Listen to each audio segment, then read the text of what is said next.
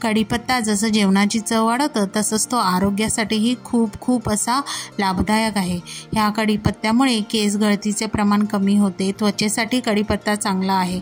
तसेच डायबिटीज, वजन कमी होण्यासाठी आणि ब्लड प्रेशरसाठी सुद्धा कढीपत्ता असा हा बहुगुणी आहे। तर अशाच ह्या कढीपत्त्याच्या चटणीची रेसिपी आज मी तुमच्याबरोबर शेअर करणार आहे। तर चला रेसिपीला सुरुवात करूया।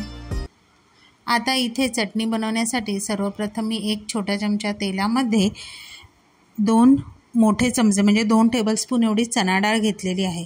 आता ती आपल्याला मंद गॅसवर तेलामध्ये छान रंग बदलेपर्यंत आपल्याला खरपूस भाजून घ्यायची आहे। आता चण्याची डाळ भाजून झाल्यावर त्यामध्ये मी 2 टेबलस्पून एवढे शेंगदाणे घेतलेले आहे। त्याच तेलामध्ये आपण शेंगदाणे सुद्धा छान असे खरपूस भाजून घेणार आहोत। आता शेंगदाणे सुद्धा छान भाजून झाले की त्याच तेलामध्ये आपण 1 मोठा चमचा 1 टेबलस्पून एवढी उडदाची डाळ घेणार आहोत। ती सुद्धा आपण मंद गॅसवर रंग बदलेपर्यंत भाजून घ्यायची आहे।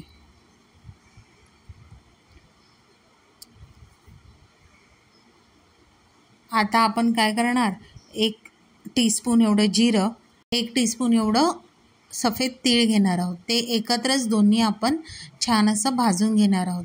तीळ तडतडेपर्यंत आपल्याला इथे हे भाजायचे आहेत। आता तीळसुद्धा छान भाजून झालेले आहे।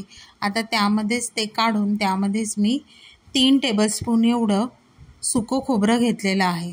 ते सुद्धा आपल्याला छान असं खरपूस भाजून घ्यायचं आहे। आता आपण काय करणार, पुन्हा 1 टीस्पून एवढं तेल घालणार आणि त्यामध्ये 1 कप एवढं भरून कढीपत्ता घेणार आहे। आता हा कढीपत्ता जो आहे तो मी छान असा स्वच्छ धुवून चांगला निथळत ठेवलेला आहे। म्हणजे जेवढं त्यामधलं पाणी जाईल तेवढं आपल्याला ते निथळत ठेवायचं आहे आणि अगदी कुरकुरीत होईपर्यंत आपल्याला कढीपत्ता भाजून घ्यायचा आहे।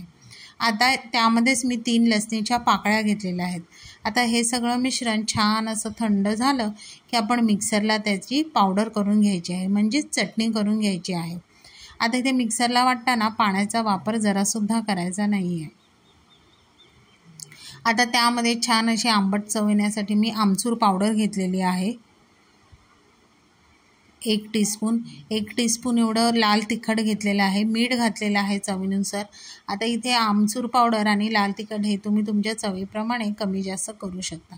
आता छान अशी बघा ही मिक्सरला वाटून झालेली आहे चटणी आणि आपली चटणीसुद्धा तयार झालेली आहे।